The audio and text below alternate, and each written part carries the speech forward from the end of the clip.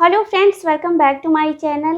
Pregnancy के दौरान हम महिलाएं प्रेगनेंसी के पूरे 9 मंथ तक पीरियड्स से फ्री रहते हैं, हमें पीरियड्स नहीं आते हैं। लेकिन एक बार जैसे ही बेबी की डिलीवरी हो जाती है, हम महिलाओं के मन में एक ही टेंशन रहता है कि अब डिलीवरी के बाद हमारे पीरियड्स कब से स्टार्ट होंगे, डिलीवरी के बाद हमारा पहला पीरियड कब आएगा, जो पहला पीरियड होगा हमारा वो कैसा होगा, इसमें कितनी ब्लीडिंग होगी, कितना पेन होगा, कितना क्रैम्प होगा, तो कैसा होगा पहला पीरियड। इसके साथ ही डिलीवरी के बाद पीरियड्स आने से पहले क्या हम फिर से प्रेग्नेंट हो सकते हैं। तो डिलीवरी के बाद से महिलाओं के मन में ऐसे कई सारे सवाल आते हैं। तो आज के इस वीडियो में हम इन्हीं सारे सवालों के जवाब को जानेंगे। तो अगर आप प्रेग्नेंट हैं या फिर आपकी डिलीवरी होने वाली है या फिर अभी हाल फिलहाल में ही आपकी डिलीवरी हुई है, तो ये वीडियो आपके लिए बहुत ही यूज़फुल होने वाला है। तो वीडियो को कंप्लीट देखिएगा और अगर आपको ये वीडियो यूज़फुल लगेगा तो इस वीडियो को लाइक करिएगा, शेयर करिएगा और चैनल को सब्सक्राइब करिएगा। तो चलिए वीडियो को शुरू करते हैं। तो सबसे पहले तो मैं आप सबको ये बताना चाहूँगी कि डिलीवरी के बाद जो आपका पहला पीरियड होता है, वो प्रेगनेंसी के पहले आपके जो रेगुलर पीरियड्स थे उससे थोड़ा अलग होता है।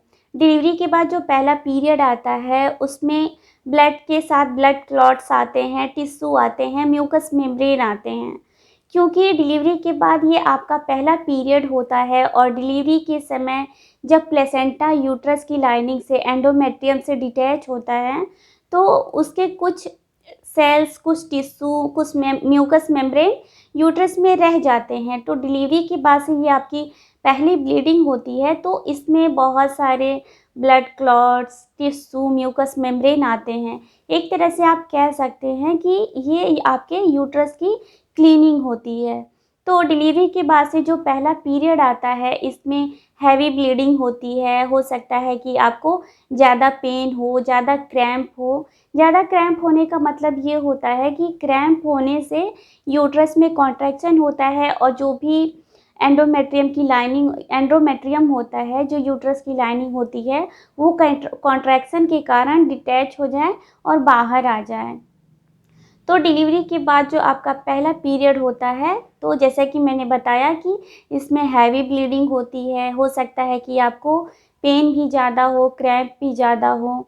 तो ये जो पहला पीरियड होता है ये आपको 10 से 15 दिन, किसी लेडीज़ में 20 दिन तक हो सकता है और कम से कम आपको 10 दिन तक हो सकता है। तो डिलीवरी के बाद जो ये पहला पीरियड होता है, ये रेगुलर पीरियड नहीं होता है आपका, ये इसको कहते हैं पोस्टपार्टम पीरियड।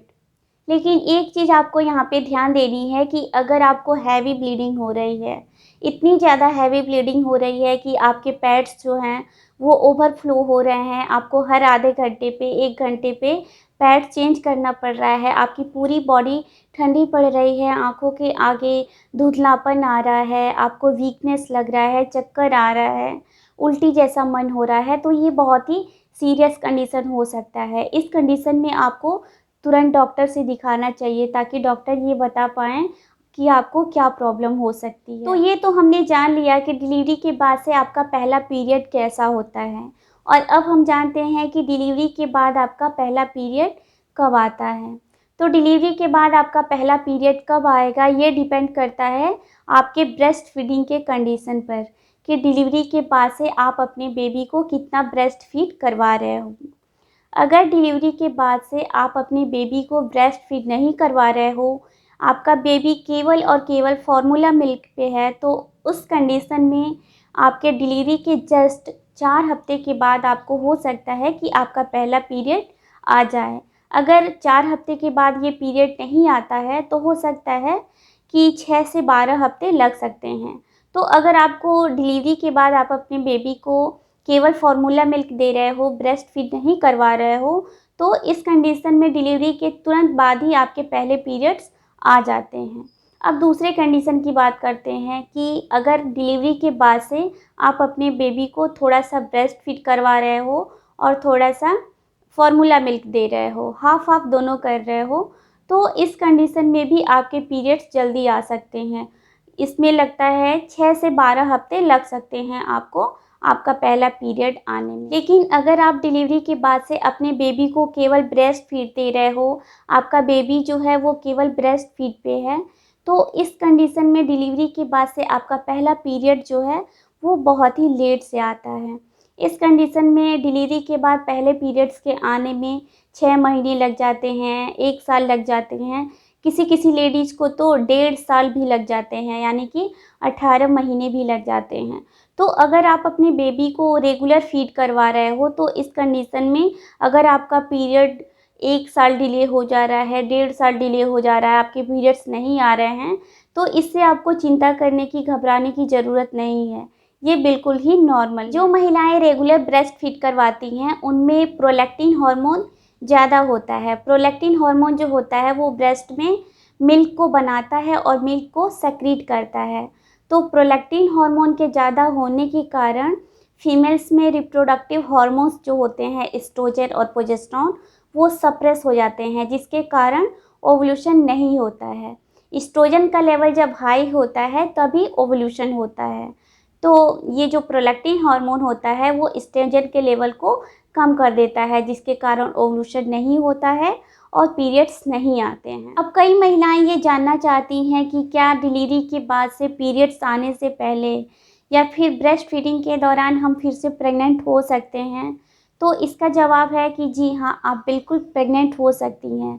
डिलीवरी के बाद से आपके पीरियड्स आएँ या ना आएँ, या फिर आप ब्रेस्ट फीडिंग करवा रही हैं, आपके पीरियड्स नहीं आ रहे हैं, इस कंडीशन में भी आप फिर से प्रेग्नेंट हो सकती हैं। और अगर आप इस कंडीशन में फिर से प्रेगनेंसी कंसीव कर लेती हैं तो ये आप तीनों के लिए ही बहुत ही हार्मफुल होगा। ये आपकी हेल्थ के लिए भी अच्छा नहीं होगा, ये आपका जो न्यू बॉर्न बेबी है उसके लिए भी अच्छा नहीं होगा। इसके अलावा जो आपने न्यू प्रेगनेंसी कंसीव की है उस पर तो बैड इफ़ेक्ट होगा ही होगा। तो इसकी कोई गारंटी नहीं होती है कि आप ब्रेस्ट फीडिंग करवा रही हैं तो आपको फिर से प्रेगनेंसी नहीं होगी। ऐसा देखा गया है कि हर 100 में से 10 महिलाएं ऐसी होती हैं जो ब्रेस्ट फीडिंग के दौरान भी प्रेग्नेंट हो जाती हैं। तो इसलिए आपको ये ध्यान देना है कि डिलीवरी के बाद से आपके पीरियड्स आएँ या ना आएँ, आप ब्रेस्ट फीडिंग करवा रही हो फिर भी आपको फिजिकल रिलेशन रखते समय हमेशा कॉन्ट्रासेप्टिव्स का यूज़ करना है, हमेशा गर्भ निरोधक का यूज करना है। इसके कई सारे बेनिफिट्स हो सकते हैं। सबसे पहले ये कि अगर आप कॉन्ट्रासेप्टिव्स का यूज करते हो तो आपको कोई भी इन्फेक्शन नहीं होगा, क्योंकि अभी आपकी न्यू डिलीवरी हुई रहती है और आपके यूट्रस में, आपके वजाइनल एरिया में बहुत सारे ऐसे घाव होते हैं जो अभी रिकवर होने में टाइम लगेंगे। और दूसरा बेनिफिट ये है कि आपको दोबारा प्रेगनेंसी कंसीव नहीं होगी। तो आपको डिलीवरी के जस्ट बाद जब भी आप रिलेशन बनाए कोई ना कोई कॉन्ट्रासेप्टिव्स का यूज ज़रूर करें। एक और ज़रूरी चीज़ मैं आप सबको बताना चाहूँगी कि अगर आप कॉन्ट्रासेप्टिव्स के लिए यानी कि गर्भ निरोधक के लिए किसी टैबलेट्स का, किसी पिल्स का यूज कर रहे हैं, जैसे कि माला डी हो गया और भी बहुत सारे पिल्स होते हैं, तो ये हार्मोनल पिल्स होते हैं। इसमें एस्ट्रोजन और प्रोजेस्टेरोन होता है। तो ये जो आप ब्रेस्ट फीड करवा रही हैं अपने बेबी को, तो इससे जो मिल्क का टेस्ट है वो अफ़ेक्ट होता है, आपके बेबी पे भी इसका अफ़ेक्ट हो सकता है। तो मैं बस यही कहना चाहूँगी कि जो ये आप गर्भ निरोधक गोलियों का इस्तेमाल कर रहे हैं, इसकी जगह आप किसी और कॉन्ट्रासेप्टिव्स का यूज़ करिए, जैसे कि कॉन्डोम्स हो गया, फीमेल कॉन्डोम्स हो गया, या फिर स्पर्मिसाइड्स हो गया। स्पर्मिसाइड्स ये क्रीम होते हैं या जेल होते हैं जो आप इंटीमेट एरिया में अपने यूट्रस में इसका यूज करें, तो ये स्पर्म को वहीं पे किल कर देते हैं, आपके यूट्रस में इंटर नहीं होने देते हैं, फैलोपियन ट्यूब में इंटर नहीं होने देते हैं। तो ये बहुत सारे ऑप्शन है जिसको आप यूज कर सकते हैं। फ्रेंड्स, आई होप कि अब आप इस वीडियो से ये जान गए होंगे कि डिलीवरी के बाद से आपका पहला पीरियड कैसा होता है, आपका पहला पीरियड कब आता है और प्रेगनेंसी कंसीव होने के चांसेस कब होते हैं। तो अगर आपको ये वीडियो यूज़फुल लगा होगा तो इस वीडियो को लाइक करिएगा, अपने फ्रेंड्स के साथ ज़्यादा से ज़्यादा शेयर करिएगा और इस चैनल को ज़रूर सब्सक्राइब करिएगा। तो फ्रेंड्स, मिलती हूँ आपसे अगले वीडियो में, तब तक आप अपना ख्याल रखिए। Thank you.